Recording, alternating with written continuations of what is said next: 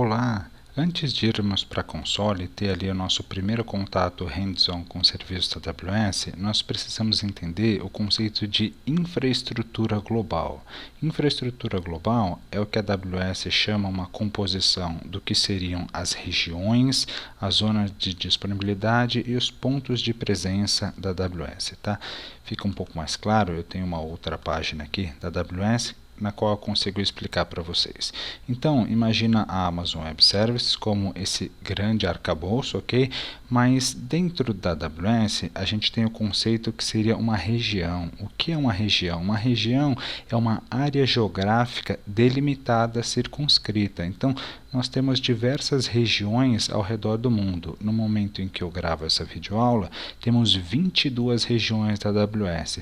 Por exemplo, na América do Sul, nós temos uma região, nos Estados Unidos, América do Norte, nós temos outra região, enfim, e ao redor do globo nós temos 22. Dentro dessas regiões, a gente tem o que a AWS define como Availability Zone ou zona de disponibilidade. Nós podemos entender uma AZ, muitas vezes nos referimos só às primeiras letras, tá? AZ, como sendo um data center lógico da AWS. Então vamos supor na região da América do Sul, aqui no Brasil especificamente, nós temos 3 AZs, AZA, AZB e AZC.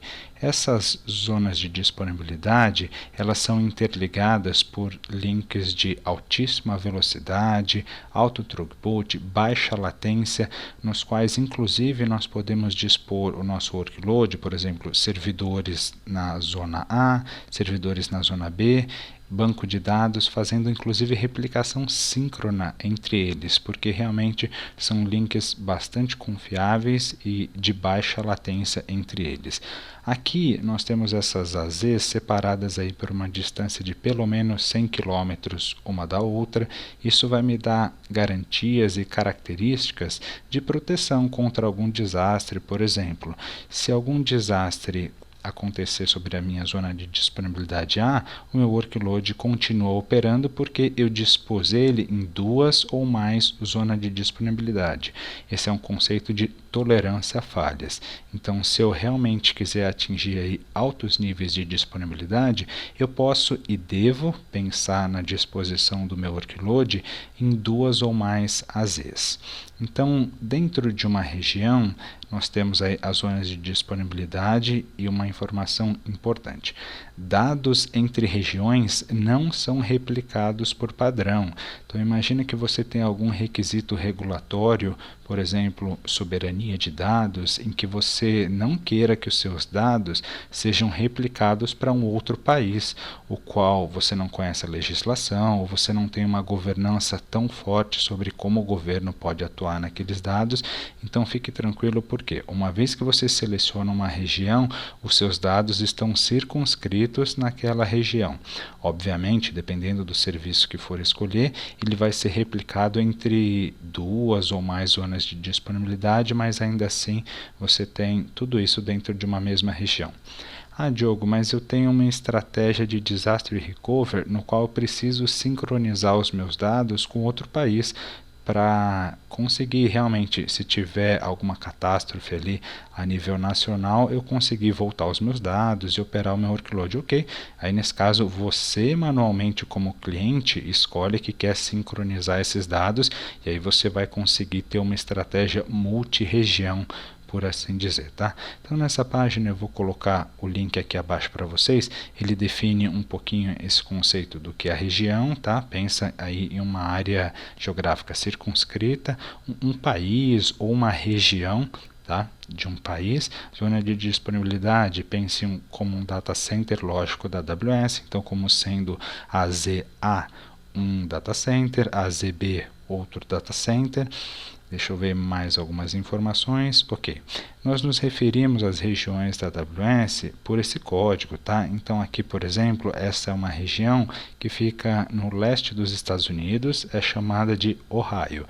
E sempre que você vê esse código, o S, East, -2 está se referindo à região de Ohio. Se você vê uma letra depois desse número, essa letra refere-se a uma zona de disponibilidade que reside dentro de uma região.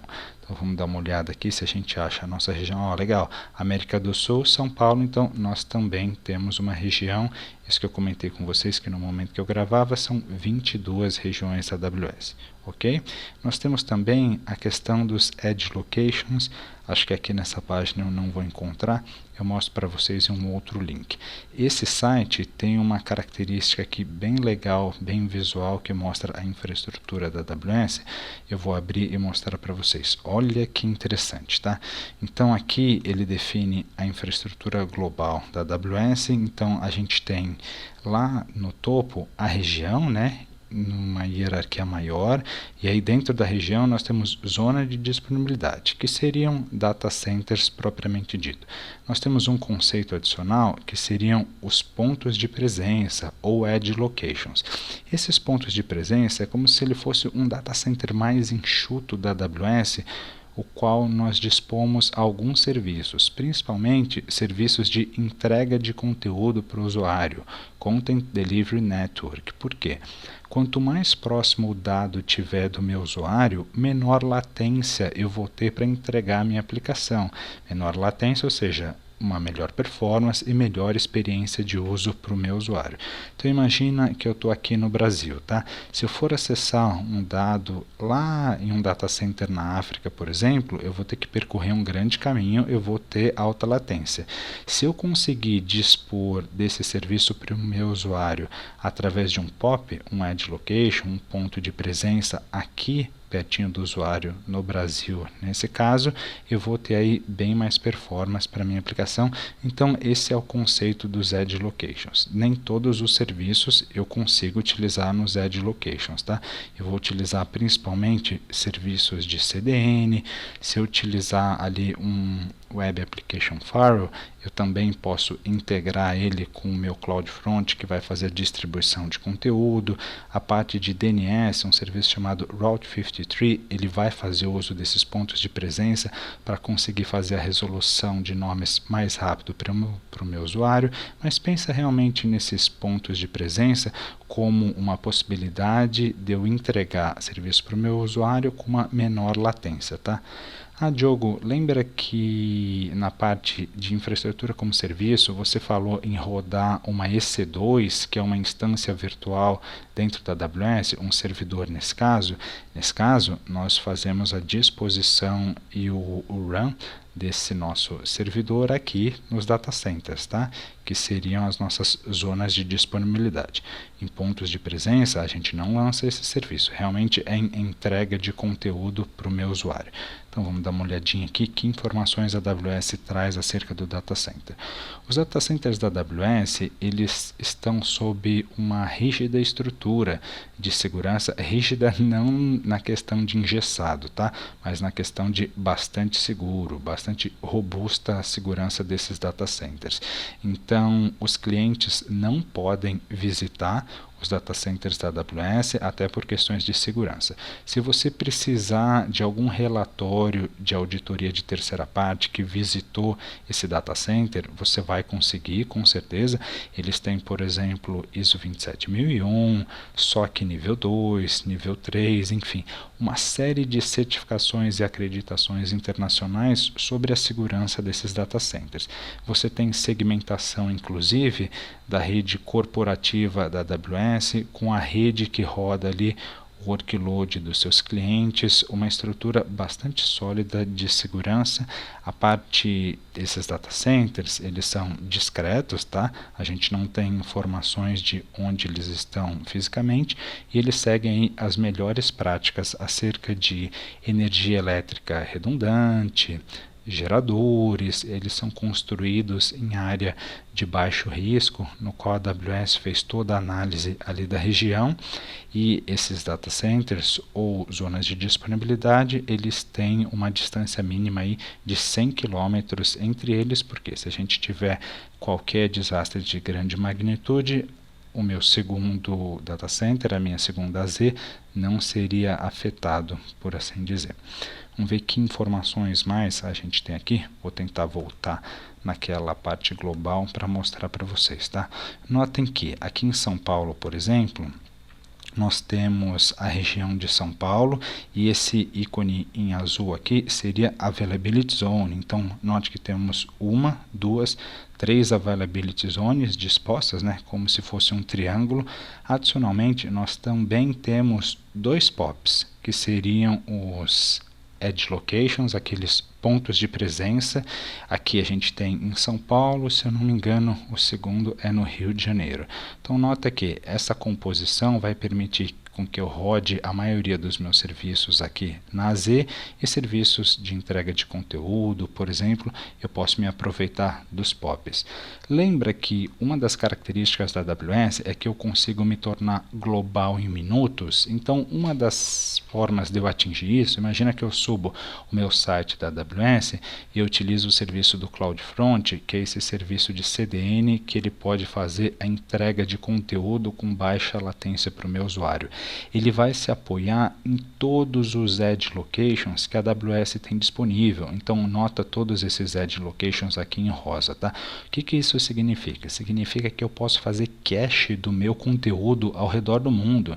Então, alguém que está aqui na Espanha, tradicionalmente, se eu fizesse aí a disposição do meu workload somente em um data center tradicional aqui em São Paulo, ele teria que atravessar aí esses cabos transoceânicos até chegar aqui em São Paulo. Então são vários roteadores, vários hoops, com certeza eu teria uma latência muito alta. Mas uma vez que eu utilizo desses Edge Locations, o primeiro acesso, ele realmente vai perguntar aqui para esse ponto de presença mais próximo. Se ele não tiver em cache, eu venho pegar na minha origem. Mas o segundo usuário que acessar, ele já vai ter entrega de conteúdo aqui por esse Edge Location próximo a ele. Então isso me dá grandes ganhos de performance e vem de encontro àquilo que a gente comentou, que você consegue se tornar global em minutos.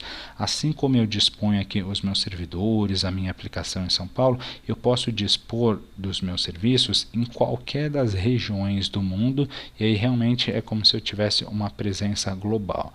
Então notem aqui que nós temos nos Estados Unidos uma série de regiões e zonas de disponibilidade. Nós temos regiões, por exemplo, que tem 6 AZs em uma mesma região e diversos pontos de presença aí espalhados ao redor do mundo. A interligação entre essas regiões, tá? Elas são feitas por links, se eu não me engano, de 100 gigabits no mínimo. Esse caso aqui a gente está falando de links transoceânicos, que vai permitir, quando eu quiser transferir dados entre regiões, eu também consiga de uma maneira otimizada. Ao invés de eu mandar pela internet, que é melhor esforço, eu me aproveito de toda essa interligação entre essas regiões da AWS, esses links aqui transoceânicos, que também são bastante confiáveis e seguros, tá? Vou ver aqui mais alguma opção. Essa opção de Custom Hardware também é interessante.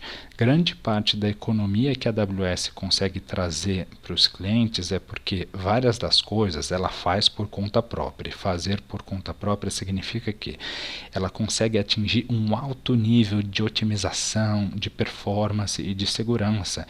Então, alguns equipamentos como roteadores, balanceadores de carga, toda a parte de storage, muitas dessas coisas a AWS tem hardware customizado e software, se não criado por ela mesma, altamente customizado para conseguir aí atingir grandes níveis de performance, segurança e dispor de todos esses serviços aí que todo mundo adora dentro da AWS. Tá legal? Vou dar uma olhada aqui em Network se tem alguma informação adicional. Essa parte de Network, ela está falando aqui disso que eu já comentei com vocês, tá? Links de 100 gigabits paralelos, redundante, interligando todas as regiões, legal. E lembra também que as zonas de disponibilidade, aqui a gente tem 3, elas são interligadas por link, e aí o throughput, a vazão é muito maior do que esses 100 gigabits, tá? A gente está falando aqui desses links transoceânicos que interligam diferentes regiões. Pontos de presença, o Edge Location, ele dá um zoom nesse pessoal, ele fala da questão realmente de cache, que a gente pode não só aumentar a disponibilidade, mas a performance do site, do que a gente está entregando para os nossos usuários. Availability Zone, lembra que são aqueles data centers onde nós vamos realmente dispor dos nossos serviços. E a parte de região, alguma área geográfica circunscrita aí ao redor do mundo, onde nós podemos estar fazendo o lançamento do nosso workload. A parte de benefícios, tá? Então, eu já havia comentado com vocês que a gente tem uma segurança muito forte dentro da AWS, então é prioridade máxima que qualquer serviço que a gente lance, ele já tenha Security by Design, então muitas vezes nós conseguimos atingir aí níveis de segurança maiores utilizando a AWS do que nós conseguimos no nosso ambiente on-premises, porque criptografia de disco, a gente tem ali serviços que conseguem fazer isso facilmente para a gente, os objetos que a gente vai salvar, por exemplo, no S3, um serviço de Object Storage, toda a parte de patches de sistema operacional e principalmente os serviços que são gerenciados pela AWS. A parte de facilities de data center, então você tem ali guardas armados, você tem um controle de acesso muito forte. Inclusive eu conheço casos de uma empresa que não conseguia se certificar ISO 27001 no seu data center on-premises por questão ali da sua infraestrutura física de segurança, e aí uma vez que ela moveu o seu workload para a AWS, ela aproveitou da certificação que a AWS já tinha e toda essa infraestrutura de segurança física que eles já possuíam, e ela conseguiu a chancela porque parte dessa responsabilidade estava sob a AWS, que já tem todas essas questões de segurança intrínsecas. Aqui, utilizando os serviços e dispondo da melhor forma, que eu vou explicar para vocês, em termos de alta disponibilidade, de confiabilidade, a gente consegue atingir níveis bem maiores utilizando o cloud também. Performance, não preciso nem comentar com vocês, né? No nosso ambiente on-premise, a gente está limitado ali à performance do nosso hardware. Utilizando da AWS, a gente tem uma performance virtualmente ilimitada, porque a capacidade de poder computacional que eles têm hoje é cerca de 90% em termos de todo o poder computacional de nuvem pública que existe hoje no mercado. Essa informação é do Gartner, inclusive. E aí nós conseguimos aí atingir globalmente, né, através da expansão da nossa empresa, que eu comentei com você, 22 regiões, 69 zonas de disponibilidade, em mais de 190 pontos de presença ao redor do mundo, para que a gente consiga aí prover todo esse arcabouço de performance, segurança, flexibilidade para atender o workload dos clientes. Obrigado por assistir, nos vemos no próximo tópico.